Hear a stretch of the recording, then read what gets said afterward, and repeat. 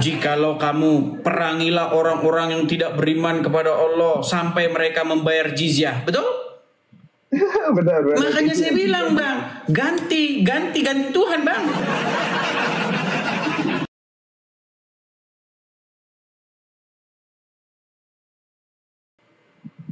Halo Naz. Halo. Iya. Gimana Naz? Halo. Sudah menyimak dari tadi, Saudara Naz? Ya, saya sudah nyimak udah lama sih nyimak Kang Edis. Aduh, Kang Edis itu bagus sekali. Saya itu sendiri orang Islam ya. Dan apa yang Kang Edis lakukan itu secara umumnya dapat menelanjangkan orang-orang Islam itu sendiri. Nah, iya. Bagus. Karena ya, gini Bang. Ayo monggo. Ya, begini. Kita sebenarnya perdebatan antara Islam dan Kristen itu intinya orang Islam itu cuma pesan begini, jangan kau tuhankan manusia. Kan cuma itu. Itu lagunya Rhoma Irama. Hai katakan tererere. Cuman itu aja kok intinya. Makanya saya bilang begini, kalian itu sadar nggak sih bahwa kalian itu mempertuhan Muhammad? Saya setuju sama Kang Edis. Iya, gitu loh. Kenapa kalian bilang jangan menuhankan Yesus sementara kalian mempertuhan Muhammad? Ya kayak Kang Edis bilang kan, kalau Islam berbicara tentang Kristen dakwah, tapi kalau Kristen berbicara tentang Islam, ayo kayak penistaan agama. Ya, menindas agama. Karena kita itu nggak melihat dari sisi pandangan yang lebih besar ya. Kita terlalu duduk di satu-satu kelompok dan tidak membuka minda. Maaf ya, saya berbicara dalam bahasa yang bisa semua mengerti karena saya asli dari Malaysia. Ya, salam. Dan saya mengerti sih secara pribadi menuhankan Muhammad itu ya harus dimengerti dulu definisi menuhankan. Contohnya kayak menuhankan uang, menuhankan takhta, menuhankan wanita. Di mana kita meletakkan diri kita itu, apa sih fokus kita dalam kehidupan ini? Kalau fokus kita pada uang, ya kita menuhankan uang. Jadi kita harus mengerti apa itu definisi Muhammad. Saya secara pribadi Muhammad itu nanti kita akan sadari kita sebenarnya Quran itu tidak membicarakan Muhammad yang di sana, Muhammad secara zahir, Muhammad yang sudah meninggal, tetapi Muhammad yang ada dalam dirimu, yaitu cahaya. Cahaya yang gimana sih? Bagaimana kamu mau membangunkan Muhammad dalam dirimu? Misal kata kamu sebagai seorang suami, bagaimana kamu menjalankan tanggung jawabmu sebagai suami? Ya, dirikanlah Muhammad dalam dirimu. Salah satu konsep yang dimana sebagai seorang Kristen kita mendirikan Roh Kudus dalam diri kita. Ya, gitu. Oke, saya udah dapat poinnya Bang. Jadi intinya gini Bang. Artinya mustahil seseorang Muslim itu menjadikan Allah sebagai Tuhan atau Tuhannya, mempertuhan Allah tanpa dia itu mempertuhan Muhammadnya, betul kan? Betul. Nah, di dalam kekristenan seperti itu. Mustahil mempertuhan Bapa di surga tanpa mempertuhan firman-Nya. Saya setuju. Gak bisa kita mau patuh kepada Bapa di surga tapi gak patuh kepada sang firman-Nya. Nah, ya, sekarang ini kita kan sudah bicara mengenai roh nih. Kita udah bicara mengenai roh. Bagaimana kita itu harus hidup sesuai dengan roh itu, ya kan? Roh itu menggerakkan kita itu supaya kita ngapain kan gitu. Setuju. Nah, jangan sampai rohnya setan itu yang menggerakkan kita. Nah, kalau rohnya setan yang menggerakkan kita kan akhirnya apa? Kita mengulurkan tangan terhadap barang orang lain. Ya kan? Ketika roh setan itu yang menggerakkan kita, kita apa? Kita melakukan perbuatan-perbuatan yang jahat. Nah, di dalam inti daripada Bible itu bagaimana supaya orang itu dikuasai oleh roh Tuhan. Benar. Nah, di dalam ajaran agama Islam tadi Anda sudah utarakan. Inti dari ajaran agama Islam itu Anda bilang bagaimana Anda itu Nur Muhammad itu yang memimpin Anda kan gitu. Benar. Nah, masalahnya begini Bang, kalau Anda mengikuti Nur Muhammad itu yang Anda lakukan tadi Bang, Jikalau kamu bertemu orang Yahudi dan Nasrani di jalan, maka persempitlah jalan mereka. Jikalau kamu perangilah orang-orang yang tidak beriman kepada Allah sampai mereka membayar jizyah. Betul? Benar. Makanya saya bilang, Bang, ganti Tuhan, Bang. Ya, karena pada satu peringkat kita harus mengikuti rukun-rukun yang telah ditetapkan oleh Tuhan itu sendiri ya. Karena kita dari seorang manusia nggak bisa terus melompat ke sifat-sifatnya Tuhan. Itu dari kita sebagai seorang manusia harus mencontohi ya yang dinamakan figur otoritas sih. Karena Muhammad itu sendiri seorang manusia. Kalau kita berbicara tentang sejarah, kebanyakannya hanya diutarakan tentang kebaikan-kebaikannya. Yang namanya juga seorang manusia, nggak mustahil sih, nggak ada melakukan kesilapan yang kita sendiri nggak tahu.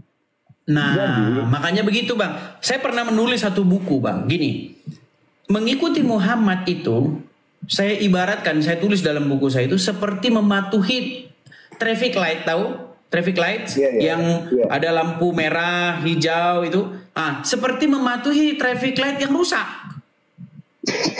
Loh, kenapa? Kenapa saya katakan begitu? Karena Anda percaya Muhammad itu bisa melakukan kesalahan. Nah, ketika Anda menjadikan sosok Muhammad sebagai otoritas di dalam hidup Anda, tetapi di detik yang sama Anda percaya dia bisa berbuat salah, maka Anda seperti seseorang yang mengambil lampu traffic light itu dan Anda yakini itu bisa salah. Berarti di detik-detik tertentu Anda bisa fatal, bisa kecelakaan. Nah, tetapi ketika kita menjadikan Yesus sebagai otoritas di dalam diri kita, sebagai Roh Kudus sebagai otoritas dalam hidup kita, dia tidak pernah salah, gitu loh. Yesus tidak melakukan kesalahan. Nah, sedangkan Muhammad melakukan kesalahan. Makanya yang layak dijadikan Tuhan, yang layak dijadikan otoritas itu Yesus, bukan Muhammad. Ya, saya setuju dengan kata-kata Kang Idris, karena setiap manusia itu ikut peringkat kepada apa yang mereka percayai.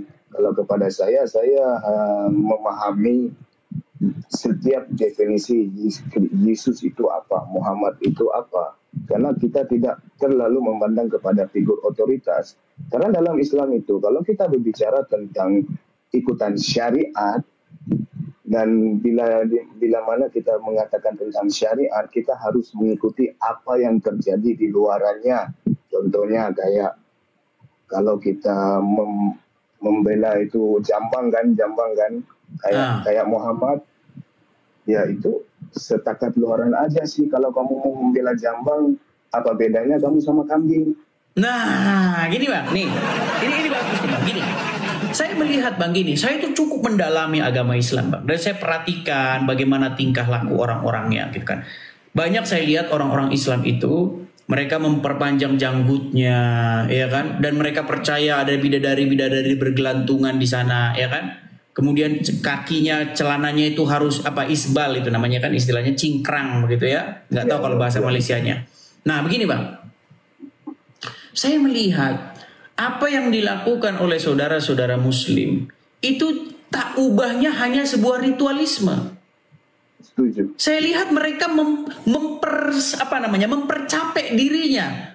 Jam tertentu, jam 12, azan, Allahu Akbar, ditinggalkan pekerjaannya, datang ambil air, ya kan? Cuci tangan, nanti jam 3 begitu lagi, nanti jam 6 begitu lagi, nanti jam 7 begitu lagi. Gerakan-gerakan badan, ngumpul ke masjid, gerakan badan begini lagi. Saya melihat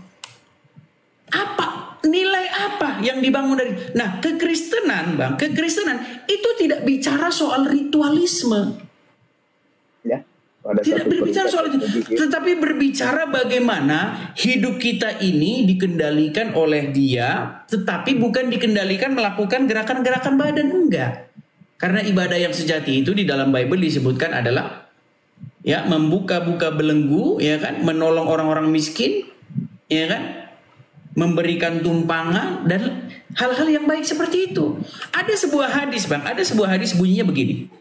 Ya, silakan. Ada salah satu amalan yang tidak bisa dihapuskan oleh sholat sekalipun. Apa itu, Kang? Nah, hadis itu berbunyi bagaimana seseorang itu bekerja keras. Dia sampai berpeluh, berkeringat mencari nafkah katanya. Ya. Itu hadisnya ada, itu hadisnya sahih, bisa dicek. Ini muslim-muslim kan banyak nggak tahu apa-apa di bawah ini. Dia menganggap saya langsung katanya pendusta yang nyata katanya. Jadi hadis itu, nah berangkat dari, saya punya pengalaman gini Bang. Saya lapar gitu ya, saya lapar. Lalu saya pergi ke sebuah warung, namanya itu warung bakmi begitulah ya. Saya lihat tulisannya di situ, sedang sholat katanya. Ini toko ini sering sekali tulisannya sedang sholat, ya kan? Situ sedang sholat. Saya pengen ngobrol dengan dia begitu, tapi memang nggak kejadian. Jadi ada sebuah hadis yang mengatakan bahwa ada amalan yang dia itu bisa menghapuskan dosa, yang dosa itu tidak bisa dihapus dengan sholat. Pertanyaan saya, kalau dia itu berjuang mencari nafkah, itu adalah lebih besar daripada sholat itu, kenapa dia malah pilih sholat? Ini kan jadi serba salah. Satu pihak mengatakan meninggalkan sholat nanti dosanya begini. Satu pihak dikatakan bekerja sampai berpeluh berjuang untuk keluarga itu lebih hebat dahsyat daripada sholat. Ini gimana sih ajaran Islam? Makanya Bang, makin saya pelajari Bang, makin saya sakit kepala.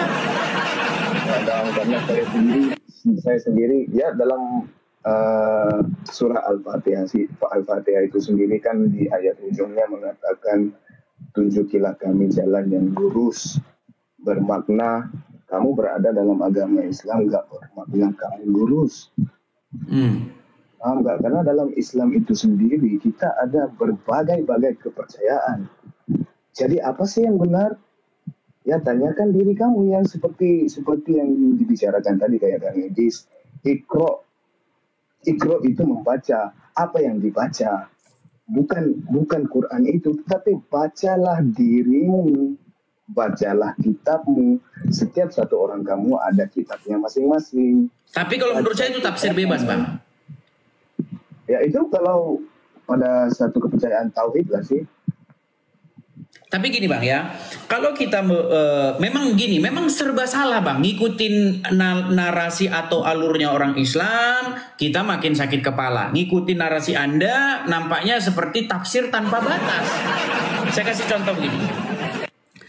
Di dalam riwayat-riwayatnya orang Islam, suatu ketika Muhammad itu bertahanus di Gua Hira. Nah, ketika dia bertahanus di Gua Hira itu ada satu sosok yang menampakkan diri kepadanya. Tapi sosok itu dalam riwayat itu tidak pernah memperkenalkan dirinya. Dia hanya berkata Iqra, bacalah. Nah, yang menjadi pertanyaan begini Bang, di dalam goa itu kan gelap. Betul nggak? Betul. Terus ketika dia membentangkan tulisan kah atau apa, ini apa yang harus dibaca? Gak logis gitu, ceritanya itu gak masuk akal. Ya kan? Itu yang dikatakan buta huruf sih. Karena iya, juga dikatakan dia buta huruf. Katanya dia tidak bisa membaca. Bagaimana mungkin ada malaikat sudah tahu dia nggak bisa baca disuruh baca? Makanya Bang, ini saya harus ikuti narasi siapa? Makanya Bang, saya itu betul-betul, saya itu menaruh konsentrasi untuk membedah agama Islam. Ini agama Islam ini datangnya dari mana? Kenapa? Itu saya menghabiskan waktu 13 tahun Bang. Makanya saya tahu betul agama Islam itu apa. Begitu. Keren. Teruskan perjuanganmu Kang Edis. Seperti yang kita bicarakan tadi, yaitu ya orang Islam kebanyakannya hanya menuju kepada ritual. Pada satu peringkat itu nggak salah sih. Kita juga tidak menidakkan, juga tidak membatalkan apa yang mereka lakukan. Tetapi kita harus pahami apa sih sholat. Sholat itu adalah jambatan menuju kepada apa efek setelah kamu melakukan sholat. Itu sih esensinya. Kalau udah melakukan ritual, tapi masih mengatakan orang, masih julid, masih nggak memberi uang pada orang, kayak sholatnya itu nggak ada kemana-mana sih. Oke, berarti goalnya, berarti tujuannya adalah bukan yang ritual itu, betul? Betul. Kalau begitu kenapa kita lakukan ritualnya? Saya kasih contoh, Bang. Saya kasih contoh. Ini saya kasih contoh umpama ya, supaya nalar kita terbuka gini. Di situ ada uang. Taruhlah uangnya 1.000 ringgit. Ya kan? Nah, ada dua cara ini. Goal kita, aim kita, tujuan kita itu adalah uang 1.000 ringgit itu. Nah, pertama, Anda harus jungkir balik dulu, salto, ya kan? Jungkir-jungkir, guling-guling, mandi lumpur, ya kan? Puasa 40 hari 40 malam, baru ambil itu duit itu. Atau yang kedua, Anda langsung ambil duit itu. Mana yang Anda pilih? Langsung ambil duit kan? Karena itu goalnya kan? Kebiasaannya apa yang diutarakan sih?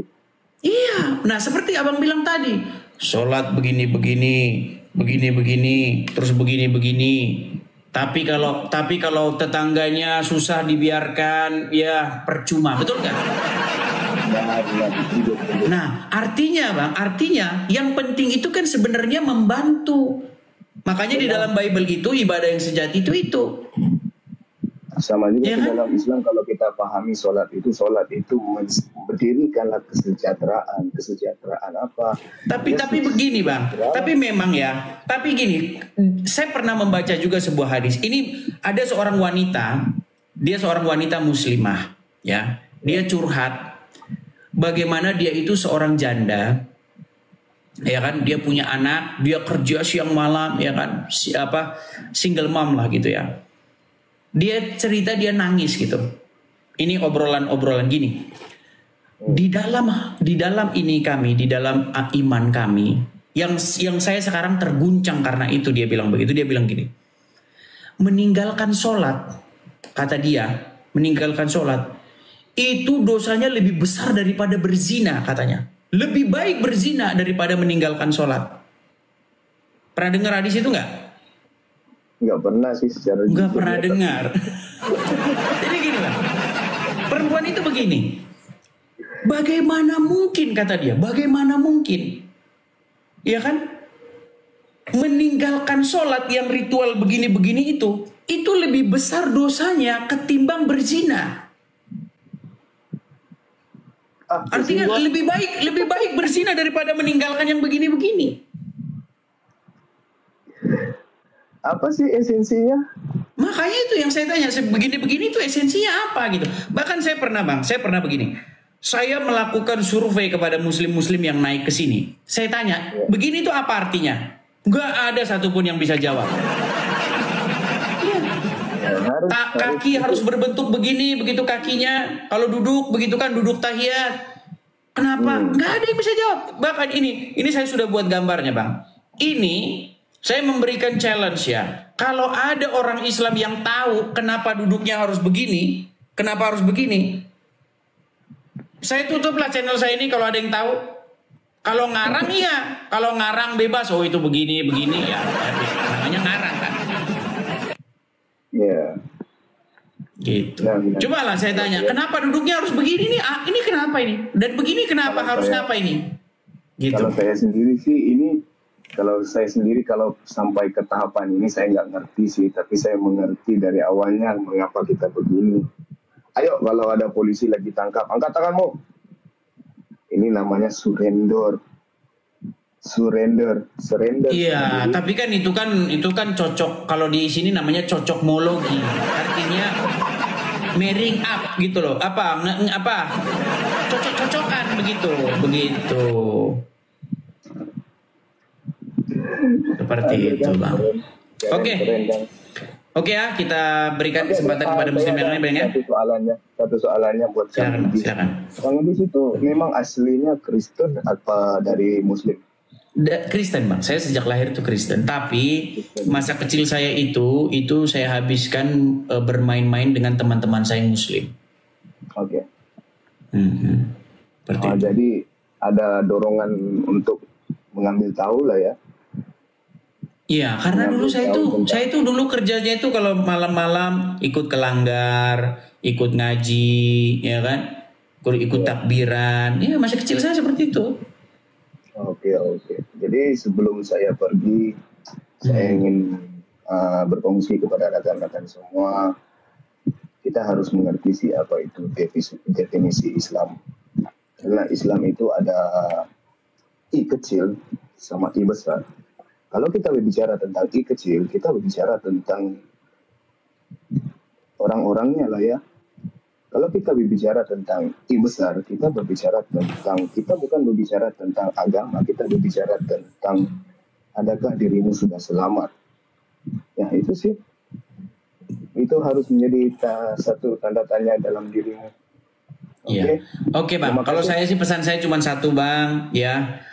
Saya menyarankan kepada Abang supaya mengganti otoritas, mengganti yang mengendalikan hidup Abang dari Muhammad, dari Nur Muhammad menjadi Roh Kudus yang diutus oleh Tuhan Yesus seperti itu. Kalau Roh Kudus yang mengendalikan hidup Abang, nanti Abang kalau ketemu orang itu mengasihi sesama manusia. Tapi kalau Nur Muhammad yang mengendalikan Abang, nanti kalau ketemu orang Yahudi dan Nasrani wajib mendesak mereka ke jalan yang sempit. Oke, gitu ya Bang ya? Oke. Saya sapa dulu. Kak, makasih Kang Edis. Sama-sama Bang Nas. Ya, sama-sama Bang. Sama-sama. Saya turunkan ya Bang ya. Ya. Ya, itulah ya teman-teman ya. Jadi intinya itu kok teman-teman ya. Inti daripada agama, inti dari itu sebenarnya bagaimana itu Anda hidup di bawah kontrol. Anda under kontrolnya siapa begitu.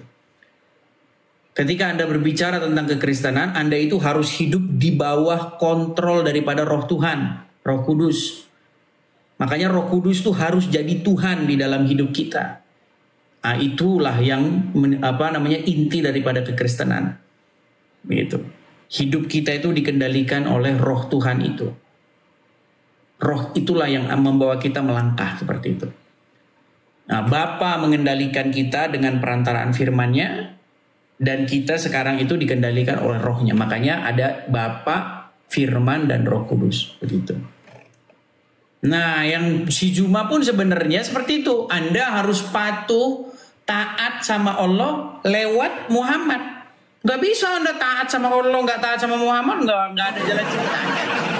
Gak ada jalan ceritanya. Bagaimana cara Anda mengasihi Allah itu? Harus mengasihi Muhammad. Gitu.